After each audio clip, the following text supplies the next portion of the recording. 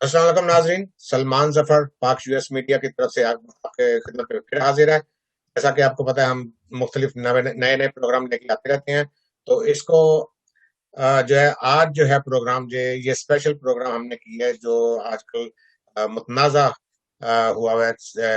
Text books जो पाकिस्तान में 7th grade की जो है ना, उसमें मलाला यूसुफजई को जो है वो हीरो करार दिया गया है। तो इसके सिलसिले में पाकिस्तान गवर्नमेंट ने जो है वो उन्होंने वो जो डिपार्टमेंट ऑफ एजुकेशन है, उन्होंने उसे बुक्स को सीज कर दिया है। और जो उनके पब्लिशर्स हैं, उनको जो है उनके खिलाफ जो है वो फिर तहकीकात भी शुरू कर रहे हैं। तो इसके बारे में आज डिस्कशन करेंगे। और दूसरा डिस्कशन होगी मलाला यूसुफजई की, जो उन्होंने अपनी बुक में जो है थोड़ा सा वो इस्लाम को जो है ना वो कंट्रोवर्शियल इश्यूज में जो बात की है, तो उसके जमरे में आता है।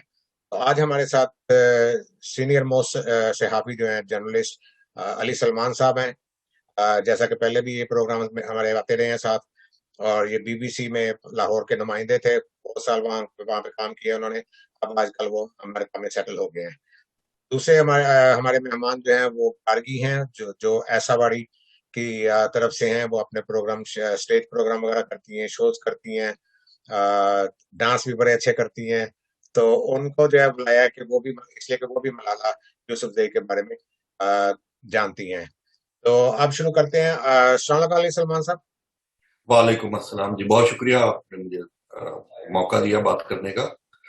तो सबसे पहले ये है कि आपको बता दूं कि हुआ क्या है कि आपने जैसे कि बताया कि 7वीं जमात की जो किताबें थी वो सारी की सारी उन्होंने सीज कर ली हैं और पब्लिशर्स को नोटिस दे दिए हैं। हुआ ये था कि उसके एक पेज नंबर 33 के ऊपर ये मलाला यूसुफजई को अहम शख्सियात के साथ उनका नाम भी लिख दिया गया था। अहम शख्सियात जैसे कायद आज़म मोहम्मद अली जिन्ना, अल्लामा इकबाल और दूसरे जो बड़े बड़े नाम हैं उनके साथ इनका नाम भी लिख दिया गया था।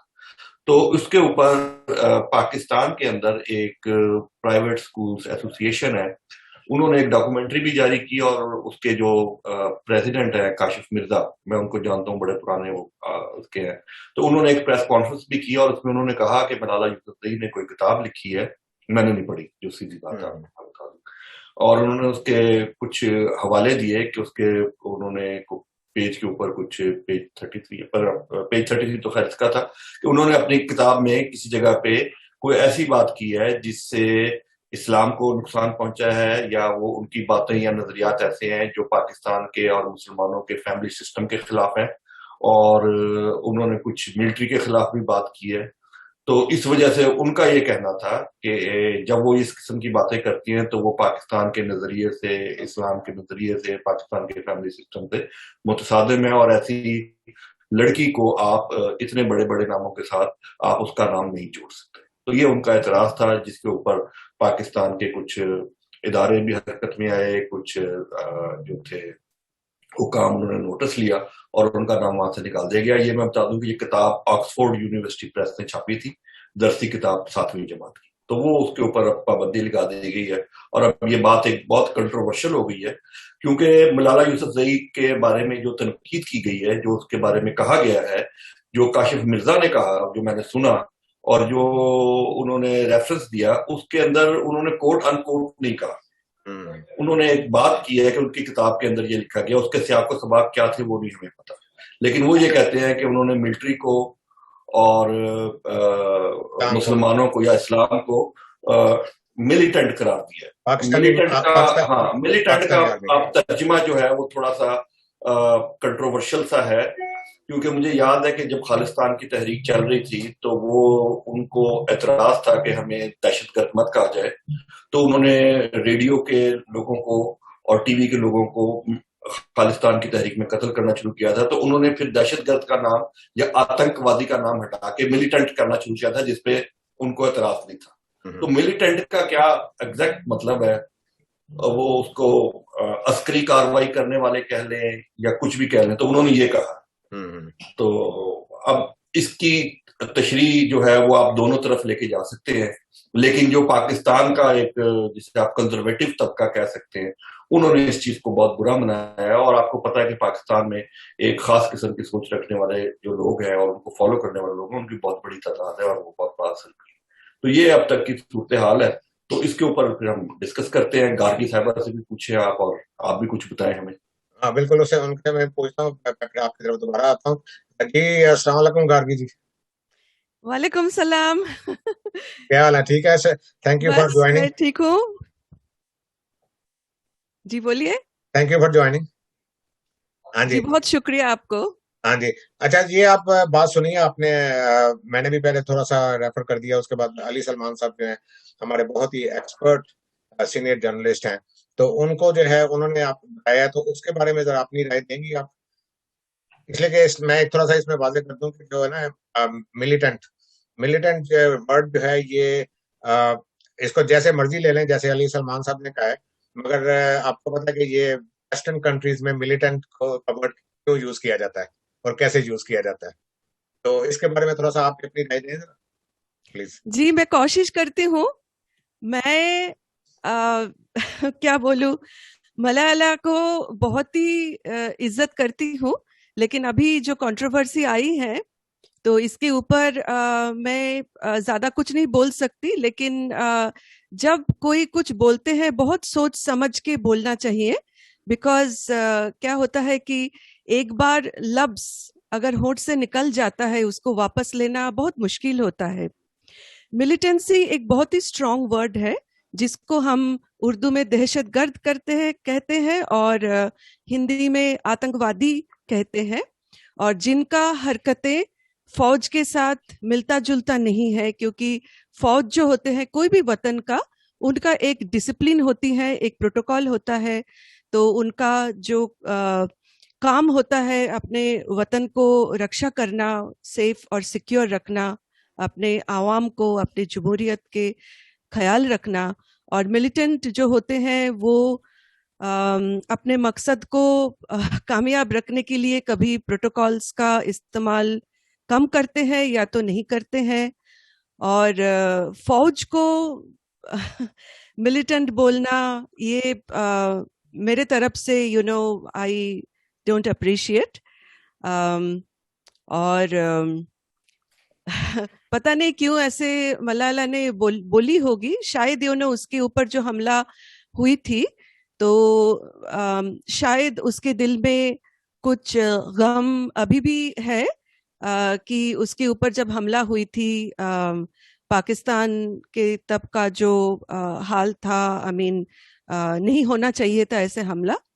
और मलाला का जो मकसद है वो बहुत ही नेक है। वो नोबेल पीस प्राइज जीती है 2014 अक्टूबर में, और ये बहुत ही नाज और फक्र की बात है। और मुझे याद आ रहा है अरफा करीम करके एक और भी लड़की जो पाकिस्तान की शान थी, और ये नाज और फक्र की बातें हैं।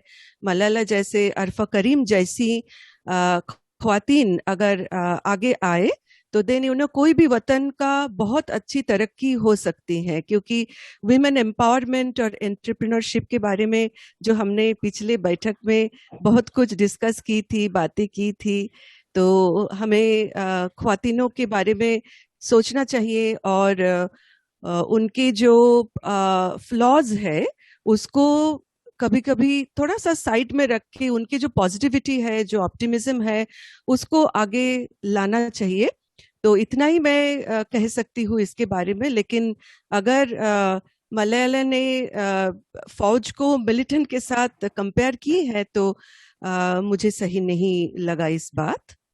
ये सिर्फ पाकिस्तानी आर्मी को कहा है और इस्लाम को भी कहा है, मतलब ये कि ये दोनों को कहा है, तो ये मतलब है कि ये अटैक दोनों पे, इस्लाम पे भी है और पाकिस्तान आर्मी पे भी है। और आर्मी तो किसी भी कंट्री की, आपको पता है कि वो तो कंट्री की सेफ्टी के लिए जो है ना हर वक्त वो तैयार होती है। जी जी जी। हाँ जी, तो उनका तो जो है मतलब कोई मिलिटेंट वगैरह के साथ तो कोई ऐसा ताल्लुक ही नहीं होता, कोई ऐसा लिंक नहीं है उनके साथ। तो मगर इसमें बहुत मतलब अगर देखा जाए तो ये मतलब कि एक मतलब लाइनें जो इसे कहते हैं, एक दो लाइनें बुक में किताब में है, मगर ये बहुत बड़ी जो है ना वो चीज है, ये जो मेंशन इस तरह से करना जो है। तो ये जी फिर अच्छा, आपकी थोड़ी तरफ सी मैं वजाहत मैं कर दूं। अली सलमान साहब की तरफ चलता हूँ। और जी, रैकेट की दूसरी के लिए थोड़ा सा वजाहत कर दूं कि मिलिटेंट का आप तर्जुमा दहशतगर्द नहीं कर सकते या आतंकवादी नहीं कर सकते, क्योंकि दहशतगर्द तो टेररिस्ट है और वही आतंकवादी भी उसको कहते हैं या तकरीबकारी उसे कहते हैं।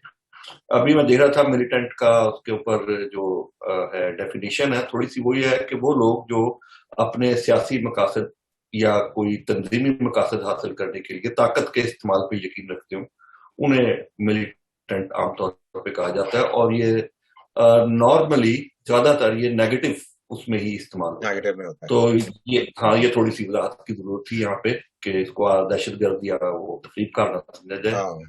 लेकिन ये है कि अपने पॉलिटिकल मोटिव के लिए ताकत का इस्तेमाल, वायलेंस का इस्तेमाल, जो कि बहरहाल एक नेगेटिव सेंस के अंदर। अच्छा, दूसरी बात ये है कि जो ये मलाला यूसुफजई हैं, उन्होंने जो बात की है उसके ऊपर इतना शदीद रद्द-ए-अमल मेरे ख्याल में बनता नहीं है जितना इन्होंने किया है। अच्छा। ये दुरुस्त है कि इस बात की इंक्वायरी होनी चाहिए थी कि वो किताब के अंदर किसने उनका नाम अहम शख्सियात में रख दिया, क्योंकि अहम शख्सियात में कोई मेरा नाम लिख दे, कोई आपका नाम लिख दे, कोई अपने चचा का नाम लिख दे, कोई अंकल का नाम, कोई क्राइटेरिया तो होना चाहिए। तो उस क्राइटेरिया की जरूर जांच होनी चाहिए थी, और क्या वो क्राइटेरिया के ऊपर मलाला यूसुफजई पूरा उतरती है या नहीं उतरती। और जाहिर है वो एक दरसी किताब है जो कि 7वीं जमात को पढ़ाई जानी है, तो उसके अंदर तो आपने जो भी एक एक लफ्ज, एक एक नाम जो शामिल करना है, वो बहुत छान फटक के करना पड़ता है। तो ये जरूर देखना पड़ेगा कि ये नाम किसने शामिल किया, किस वजह से शामिल हुआ। दूसरी बात ये कि मलाला यूसुफजई के बारे में बहुत ज्यादा पाकिस्तान के अंदर अभाम भी पाया जाता है। कुछ ऐसी बातें मैं जो सुन के मुझे भी हैरत होती है कि जैसे मिसाल के तौर पे ये एक साजिशी थ्योरी है कि जी उसने जानबूझ के अपने ऊपर हमला कराया। अब ये एक ऐसी अजीब बात है कि क्या कोई जानबूझ के अपने मुंह के ऊपर फायरिंग करवा सकता है, और इस बात की क्या गारंटी है कि आप मुंह पे फायरिंग करवाएंगे तो बच जाएंगे। बिल्कुल, कोई ऐसा एक इंसान मुझे बता दे, दिखा दे। और जिस क्रिटिकल सिचुएशन के अंदर मलाला यूसुफजई को पाकिस्तान से फिर इंग्लैंड में मुंतकिल किया गया, वो मतलब ये ठीक है, वो एक सबके सामने बात है, और ये बात दुरुस्त है कि उसको वेस्ट ने बहुत ज्यादा उनको प्रोजेक्शन दी, उनको किया, सामने किया और आगे लेके गए। तो और इसमें मलाला यूसुफजई ने बहुत ज्यादा स्ट्रगल भी किया है और उसने बहुत ज्यादा स्टडी भी किया है, और उसका एक बड़ा मैंने देखा कि उसने बहुत तेजी के साथ अपने आप को डेवलप किया। और एक आपको रिकॉर्ड के लिए ये बात भी बता दूं कि मैं क्योंकि बीबीसी से ताल्लुक रखता हूँ, और जिस जमाने में ये अपनी वो डायरी लिख रही थी, इसके ऊपर बीबीसी पे जो चलती थी, पहले उर्दू में चलनी शुरू हुई, फिर उसको इंग्लिश में चलाए, फिर वो सारी जुबानों के अंदर उसकी ट्रांसलेशन होनी शुरू हुई। तो हमारे कोलीग हैं अब्दुल हई काकड़, जो इस वक्त यूरोप में किसी रेडियो में काम कर रहे हैं। ये मलाला यूसुफजई को उन्होंने ढूंढा था, और उसके फर्जी नाम से अब्दुल हई काकड़ उनके बारे में वो डायरी लिखते थे। तो मैंने अब्दुल हई काकड़ से पूछा कि आप कैसे वो डायरी आपके पास आती है और आप वहां तक पहुंचाते हैं। तो उन्होंने बताया कि मैं उसको फोन करता हूँ, मलाला यूसुफजई को, उस जमाने की मैं बात कर रहा हूँ जब ये अभी इतनी फेमस नहीं हुई थी, लेकिन डायरी आनी शुरू हो गई थी। तो मैं हैरान था, मैंने कहा इतनी जबरदस्त डायरी इतनी छोटी सी बच्ची कैसे लिखती है। तो फिर मैंने अब्दुल हई काकड़ से पूछा कि भाई ये कैसे, क्या मामला है। तो उन्होंने कहा मैं रोज या दूसरे तीसरे चौथे दिन मैं उनको फोन करता हूँ, उनके वालिद से बात करता हूँ, और फिर मैं उस लड़की से बात करता हूँ। वो लड़की अपने सारे वाकयात बताती है 1-1.5 घंटा। तो वो 1-1.5 घंटे की बात को वो सुनने के बाद उसको 5, 7, 8, 10 लाइनों के अंदर वो उसको अब्दुल हई काकड़ लिखते थे, और वो लिख के बीबीसी के ऊपर देते थे। तो लेकिन वो इतनी उनकी तहरीर जानदार थी अब्दुल हई काकड़ की कि वो उसने बहुत अपील किया। तो बताने वाली तो ये मलाला थी, लेकिन लिखने वाले वो अब्दुल हई काकड़ थे। अच्छा, तो ये मैंने कहा आपको बहुत अच्छा है। हाँ, इसके बारे में मुझे तो एक और भी जो कंट्रोवर्सी है ना कि ये एक्चुअली बॉर्न जो है पता नहीं फ्रांस में हुई है शायद, कि या कोई और कंट्री है, तो वहां पे फैमिली प्ले रहती थी, तो किसी खास मकसद के लिए पाकिस्तान भेजा गया और वहां पे फिर ये सारा करवाया गया। अगर किसी, अब ये मुझे इनकी बॉर्न का नहीं पता, लेकिन वो पाकिस्तानी है, इसमें तो किसी को शक नहीं है। और दूसरा क्या खास मकसद था, वो मकसद आप बता दें। जब फायरिंग ही मुंह के ऊपर हो गई, बिल्कुल, तो क्या इस खास मकसद के लिए भेजा था कि आप अपने मुंह पे फायरिंग कराएं, जिसमें उनकी मेरे ख्याल सहेलियां भी मर गई शायद। तो बिल्कुल। ये तो ऐसा खास मकसद कोई नहीं हो सकता, ना ये कोई बाप कर सकता है, ना ये कोई लड़की खुद कर सकती है कि अपने मुंह के ऊपर फायरिंग करवाए। अब फायरिंग, और वो भी मतलब तालिबान से। तो हाँ। ये कोई बात की समझ में नहीं आती कि ये एक सारी साजिश थी। ये बात दुरुस्त है कि जब ये वाकया हो गया उसके बाद वेस्ट ने बहुत हमदर्दी दिखाई, हमें भी बहुत हमदर्दी हुई, हम्म। और उनकी फिर जो उनको आगे किया, उससे मैं तो समझता हूँ कि लड़कियों की, औरतों की और पाकिस्तानियों की उससे तो बहुत इज्जत बढ़ी है इससे, तो कोई मुझे कम बड़ी है। नहीं हुई। हाँ, बिल्कुल। इज्जत में इजाफा ही हुआ है, और इसको हम अच्छे ही देखना चाहिए। लेकिन पता नहीं क्यों पाकिस्तान में उनको बहुत ज्यादा नेगेटिव अंदाज में लिया जाता है, नेगेटिव बात की जाती है। नहीं, बिल्कुल मुस्बत लेना चाहिए चीजों को, जो है ना, हम जब देखें चीजों को मुस्बत कोई लेना चीज अच्छी चाहिए। हो रही है तो उसको मुस्बत लेना चाहिए। अब यहाँ देखें, अमेरिका में जो है पब्लिक स्कूल में, वहां पे भी इसके बारे में जो है वो एजुकेशन दी जाती है। पब्लिक स्कूल में मैंने खुद देखा है यहाँ पे, उसकी यहाँ तस्वीरें। पे अमेरिका में इनकी पोस्टर लगे होते हैं बहुत बड़े बड़े। मैं स्कूलों की बात कर रहा हूँ, स्कूल्स में पोस्टर लगे हुए हैं, और जी उसके बारे में बताया जाता है बल्कि वहां पे स्टूडेंट्स को। जी। तो तो ये पाकिस्तान। अच्छी बात है, इसको देखना चाहिए। और दूसरी बात ये कि वो यंग है और अभी उसके जो नजरियात है वो बन रहे हैं। वो अभी इन्फ्लुएंस में, आप कह लें कि जिस कल्चर में है उसको वहां का इन्फ्लुएंस है, जब पाकिस्तान में रहना शुरू होगी हम्म। वहां के बारे में भी सोचेगी, समझेगी। तो उसको टाइम मिलना चाहिए, और वो उसकी, अगर उसने कोई एक बात की है, हो सकता है कल को वो उसकी तस्दीक कर ले, उस बात को आगे चली जाए। तो ये तो अभी एक ऑनगोइंग प्रोसेस है। और दूसरी बात ये मैं समझाना चाहता हूँ पाकिस्तानियों को खास तौर पे, कि बॉयफ्रेंड और गर्लफ्रेंड का जो तस्वर पाकिस्तान में है, हम्म। या शायद इंडिया में भी है, हम्म। वो तस्वर यहाँ पे अमेरिका में और यूरोप में वैसे नहीं। बिल्कुल। ये बहुत और तरीके से यहाँ पे देखा जाता है, और वहां पे लफ्ज बॉयफ्रेंड का मतलब नाजायज ताल्लुकात के जुमरे में आता है।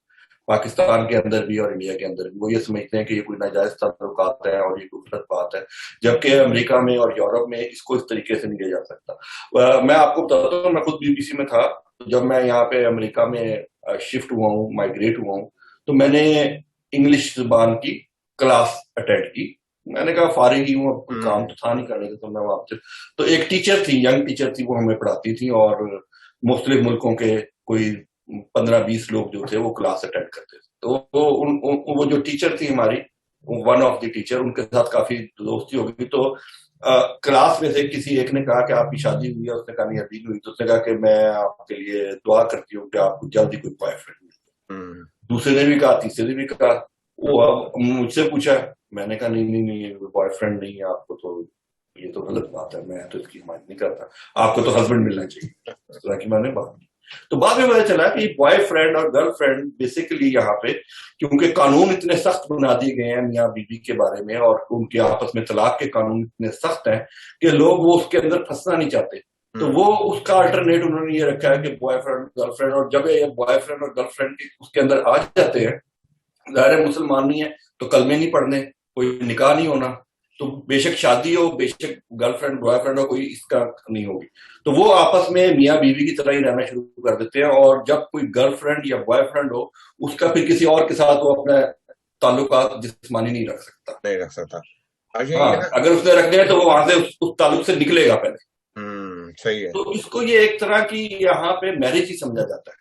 तो मुझे ये लगता है कि मलाला यूसुफजई ने इसी तनाजर में बात कर दी, बगैर सोचे समझे कि पाकिस्तान में इसको किस नजर से देखा जाए।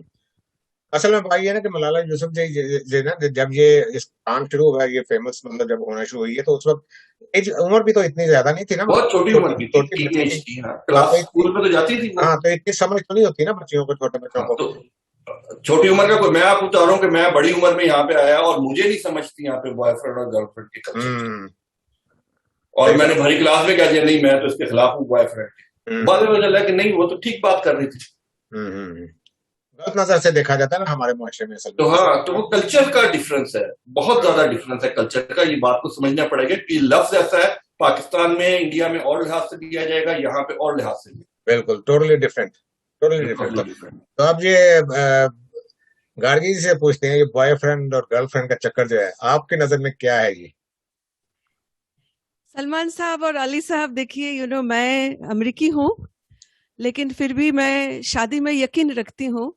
शादी एक बहुत ही एक कुछ रिलायबल ट्रस्टवर्दी एक रिलेशन होता है, और जिसमें एक कमिटमेंट नाम की एक चीज होती है, एक भरोसा, एक ट्रस्ट, एक दूसरे के साथ निभाना। और जो बच्चे होते हैं उनका एक आइडेंटिटी, एक पहचान मिलती है। तो लेकिन जो लोग सिंगल पेरेंट्स हैं इधर, वो भी अपने बच्चों को अगर अच्छे परवरिश दें, अच्छे कॉलेज भेजें, अच्छा एक पहचान दे, वो कहीं से कुछ कमी नहीं होती। क्योंकि हमारे वतन मतलब अमेरिका का एक जो पॉइंट ऑफ व्यू है कि नो स्ट्रिंग्स अटैच्ड, ठीक है। तो नो स्ट्रिंग्स अटैच्ड जो है, इसमें एक्चुअली शादी जो होती है उसमें एक लीगल एक कुछ आ जाता है। और जब तलाक होती है तो फिर एलिमनी, चाइल्ड कस्टडी, इसके लिए लड़ाई करना और कभी हार कभी जीत, इसका एक हो जाता है। लेकिन जब कोई स्ट्रिंग से अटैच्ड ना हो तो उसमें अगर बच्चे पैदा हो तो जिम्मेदारी नहीं बनती। लेकिन मैं क्या बोलूं, मलाला के ये जो स्टेटमेंट अभी आया है, बेहतरीन चीज है कि बेहतर है कि मलाला को ही सीधा सवाल पूछा जाए एक प्रेस कॉन्फ्रेंस करके। अभी तो जूम कहाँ कहाँ क्या क्या, आप जहां भी हो, जैसे भी हो, जो भी हो, लाइक इसमें जो गिले शिकवे पैदा हुई है, हो ही सकता है। देखिए हर इंसान अलग अलग होते हैं, हर इंसान के अलग अलग सोच होते हैं। दिल में अगर कोई सवाल पैदा हो, इसके मतलब थोड़ा ही ना है जिनके दिल में सवाल पैदा हुआ है उसमें ही कुछ प्रॉब्लम है।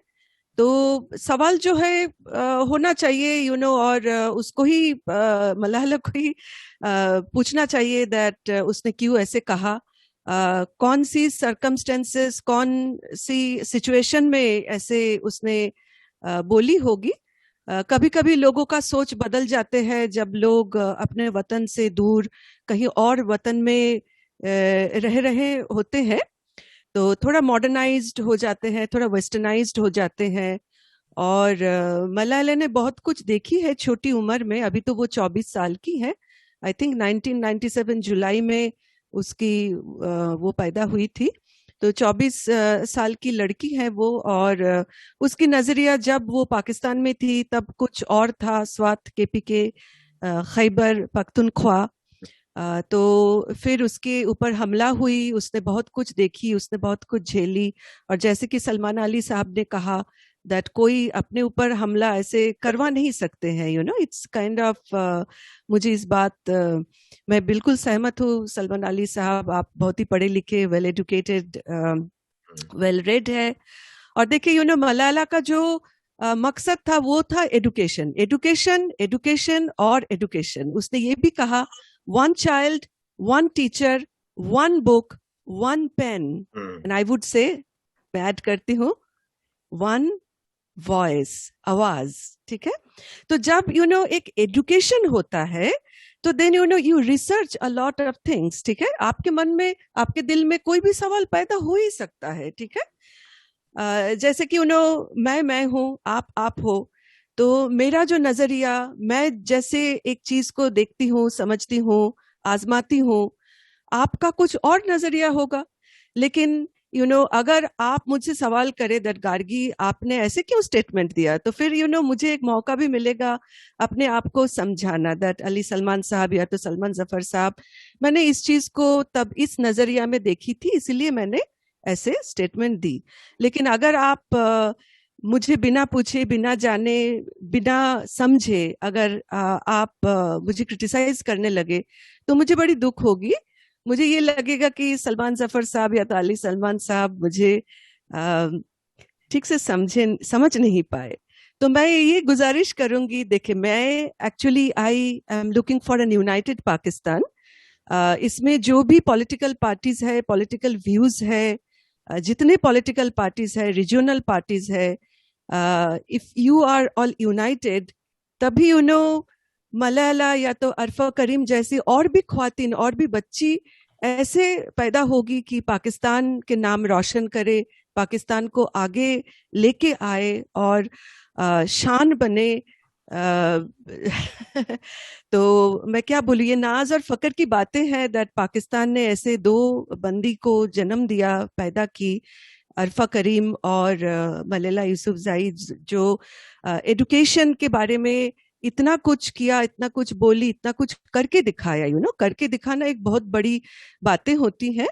और छोटी बच्ची है, अगर जाने अनजाने में बच्ची से कुछ गलती भी हो गई, कुछ अगर उसके मुंह से कुछ ऐसे बातें निकल गई जो फीलिंग्स को हर्ट करता है या तो मजहब को कहीं ना कहीं से हर्ट करती है, उसको थोड़ा माफ कर देना चाहिए, समझाना चाहिए। छोटी बच्ची है, समझ जाएगी। तो मेरा तो यही गुजारिश होगी कि पूरे कौम से दैट आप सब लोग समझे और ऐसे कुछ इंस्पायरिंग ऑप्टिमिस्टिक बातें करें जिसमें आपके वतन का जो हुनहार ख्वातीन है वो आगे आ जाए और आपके जो वतन है उसका नाम रोशन करे। और देखिए, पीस नोबेल प्राइज इसने जीती है on a global level, on a national level. सब लोग पूरे वतन, पूरे कौम, पूरी दुनिया मलयाला को अरफा करीम जब थी, वो छोटी बच्ची थी, अभी इस दुनिया में है नहीं, लेकिन उसके बारे में बहुत कुछ पढ़ी थी। नासा में भी उसको पहचान मिली थी। माइक्रोसॉफ्ट के जो बिल गेट्स है, उन्होंने बहुत ऊंची तारीफ की थी। और मलाला जो है, उसके जो फंड्स जो है, जो फाउंडेशन है, तो दुनिया भर से उसको बहुत एड्स मिलता है और उसने काफी कुछ स्कूल्स भी बनाया है। तो देखिए, एजुकेशन, पढ़ाई एक बहुत अहम चीज होती है जिसमें विजन बदल जाती है, तो ऊंचे ख्यालात हो जाता है। तो इसीलिए पढ़ना चाहिए, पढ़ाना चाहिए। और मैं क्या बोलूं, इसको नजरअंदाज बिल्कुल नहीं करना चाहिए, बिकॉज जो कंजर्वेटिव व्यूज जो है, इसमें एक वतन आगे नहीं बढ़ सकता। एक वतन को आगे बढ़ने के लिए, तरक्की करने के लिए, कामयाब होने के लिए पढ़ाई करनी चाहिए, पढ़ाई देना चाहिए, स्कूल्स बनानी चाहिए। और अगर एक छोटी बच्ची से कुछ गलती भी हो जाती है, उसको कुछ नजरअंदाज करके, कुछ डिस्कस करके चीजें को आगे बढ़ाना चाहिए। इतना ही मैं बोलूंगी। बिल्कुल सही है। थैंक यू वेरी मच, बहुत शुक्रिया गार्गी जी। अली सलमान साहब, एक चीज मैं आपसे पूछनी थी कि ये अब जो है, जैसे गार्गी जी ने कहा है कि पाकिस्तान ने 2 बेटियां पैदा की हैं, ऐसी ऐसी बात तो नहीं है कि 2 बेटियां ही पैदा की हैं, और बहुत सी बेटियां हैं वहां पे जो बहुत ज्यादा उनका उनके जो है ना, वो हो सकता है इनसे भी बेहतर हो। मगर होता ये है कि हमारे वहाँ जो कंट्रीज है वहां पे जो है ना, जिसका जो है ना कोई जान जान पहचान वाला है या कोई जिस तरह से है, वो फिर आगे आ जाते हैं, वरना है तो बेशुमार वहां पे। जी क्या जी ख्याल है? जी, बहुत बहुत है।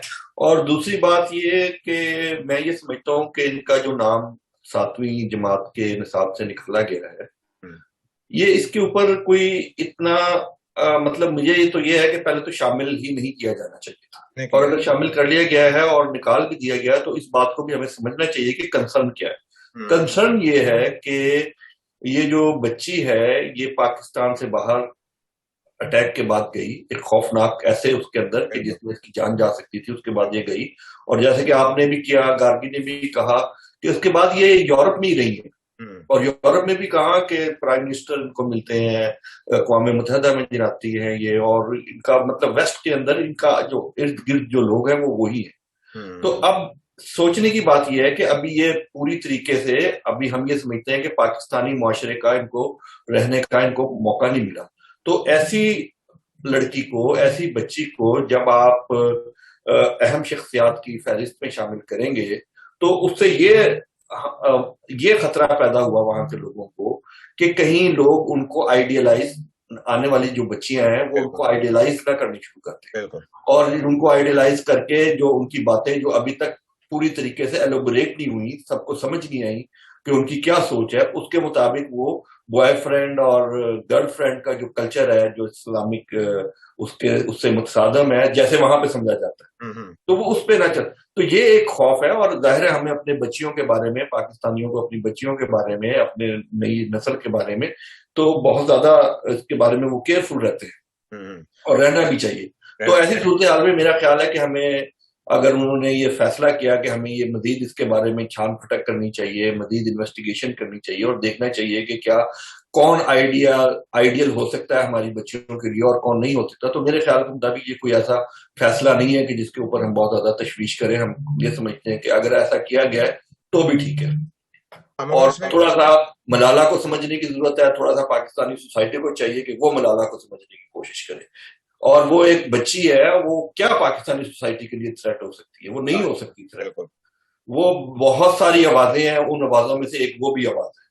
बिल्कुल। वो एक इंतहाई ज़हीन और इंटेलिजेंट बच्ची है जो पाकिस्तान के नाम को उसने रोशन किया है, तो उसको हमें देखना चाहिए उस तरीके से। लेकिन ये जरूरी नहीं है कि हर आदमी जो पाकिस्तान के नाम को रोशन करे एक चीज के अंदर, वो सबके लिए आइडियल भी हो। आपका आइडियल कोई और हो सकता है किसी का। जैसे कुछ लोग जुल्फकार अली भुट्टो को आइडियल समझते हैं सियासत का, कुछ लोग समझते हैं कि वो विलन थे सियासत के अंदर, कुछ लोग ज़ियाउल हक के पैरोकार हैं, कुछ उनको समझते हैं कि वो कातिल थे। तो इस तरीके से इसी तरह परवेज मुशर्रफ के मानने वाले हैं, इमरान खान के हक में है, नवाज शरीफ के हक में है। कुछ लोग जो है इंडिया के अंदर गांधी को समझते हैं कि गांधी के खिलाफ बात करना जुर्म है, और कुछ लोग कहते हैं कि उनका कत्ल करना ठीक था। बिल्कुल। तो ये अपनी अपनी बात है, अपनी अपनी सोच है, आपने किसको लेना है। लेकिन ये हमारे मुआशरे के हीरे हैं, जेम्स जिसे कहते हैं ना, ये जेम है। कोई किधर कोई किधर, कोई सुर्ख रंग का कोई सफेद रंग का, तो उसकी हमें केयर करनी चाहिए। लेकिन ये कि हमारे आने वाली नस्ल किसको आइडियल मानेगी, इसके बारे में बहुत ज्यादा सोच समझ के और छान फटक के आगे चलना चाहिए। तो ऐसा ही है ना कि पाकिस्तान को इस चीज पर फख्र होना चाहिए, बल्कि कि एक पाकिस्तान की बेटी जो है उसने पूरी दुनिया में पाकिस्तान का नाम रोशन किया है, और आवाज भी उठा रही है, और इसी वजह से उसे जो है वो नोबेल प्राइज भी मिला, सब कुछ हुआ। तो ये मतलब ये इसमें बल्कि मतलब कि वो अच्छा महसूस करना चाहिए कि मतलब हाँ, कि मतलब ये मतलब कि पाकिस्तानी है, और पाकिस्तानी कोई किसी और मुल्क के कंट्री के लिए तो नहीं किया ना उसने, पाकिस्तान के लिए किया, इसलिए कि वो पाकिस्तानी है। और उसके बाद वो ये कि रही भी ज्यादा, फिर बाहर नहीं, फिर पाकिस्तानी आ गई, चली गई वापस। तो अब ये कि अगर आना जाना दूसरी कंट्रीज में रहते हैं तो वो तो कई लोग ऐसा करते हैं, तो वहां पे मतलब है कि थोड़ा सा उन लोगों को भी सोचना चाहिए, और मलाला को भी सोचना चाहिए कि थोड़ी अब उसकी थोड़ी अब एज ज़ाहिर बढ़ रही है, उसी हिसाब से उसे चाहिए कि थोड़ा सा जो है ना एजुकेशन इस किस्म की ले कि वो जो हमारे मुआशरे के खिलाफ जो चीजें ना जाएं। सही है ना? तो बहुत शुक्रिया आपका अली सलमान साहब, बहुत अच्छा। बहुत शुक्रिया आपको गार्गी जी, आपका भी बहुत शुक्रिया। तो अगला कोई और प्रोग्राम करेंगे, उसमें भी आपको बुलाएंगे। तो श्योर श्योर श्योर। नाजरीन, उम्मीद है ये प्रोग्राम आप पसंद करेंगे। इसमें जो भी बातें हुई हैं उसके बारे में हमें अपनी राय दें, कमेंट में लिखें। अगर कोई चीज अच्छी लगी है उसको अच्छा कहें, कोई बुरी इसमें लगी है तो उसके बारे में हम बताएं हमें आप, ताकि हम उसे जो है ना अगले प्रोग्राम में किसी में ठीक कर सकें। तो ये ऐसे सिलसिले सिलसिले चलते रहते हैं। तो नाजरीन, अब हमें इजाजत दें। अली सलमान साहब का बहुत शुक्रिया, गार्गी जी सलमान का बहुत जफर साहब, मैं जस्ट एक मिनट, एक पॉइंट मैं एंड हो गया बोलना प्रोग्राम, चाहूंगी। एंड हो रहा था जी, बोले। हाँ जी। मैंने ये नहीं कहा दैट पाकिस्तान ने सिर्फ 2 ही बेटियां पैदा की। पाकिस्तान ने सैकड़ों बेटियां पैदा की हैं, जिनका नाम आगे नहीं आ पाया। वो देखिए, कभी कभी तकदीर का खेल होता है, और कभी कभी कुछ और होता है। तो मैं इतना ही गुजारिश करूंगी फॉर एन यूनाइटेड पाकिस्तान। और दूसरी बात है एजुकेशन, एजुकेशन और एजुकेशन, जिसमें नजरिया बदले। और हीरो वर्शिप, जैसे कि अली साहब ने कहा, कोई किसी का हीरो है, कोई किसी का जीरो है। तो कौन किसका हीरो होंगे और कौन किसके जीरो होंगे, ये तो देखिए नजरिया की बातें होती है, मालूमात की बातें होती है। नजरिया और मालूमात तभी होता है जब एजुकेशन होती है। बस मैं इतना ही गुजारिश करूंगी। अल्लाह हाफिज। बहुत बहुत बहुत बहुत शुक्रिया। और नाजरीन, बहुत अच्छी बातें की हैं। ये गार्गी जी ने आखिर में भी यह बात की है, वो कह रही थी कि मैंने जो कहा था कि 2 बच्चियां पाकिस्तान में पैदा नहीं ऐसी की, बल्कि और भी बेशुमार हैं। और उसमें वो कह रही हैं कि लकी भी होती हैं, और लकी के अलावा और भी चीजें बहुत होती हैं। तो इसलिए जो है अब इजाजत दें, प्रोग्राम को लाइक करें, कमेंट करें, सब्सक्राइब करें, और देखते रहें पाक यूएस मीडिया। आपके लिए और अच्छे अच्छे प्रोग्राम वो लेके आते रहेंगे। आपका सबका ख्याल रखें। अल्लाह हाफिज।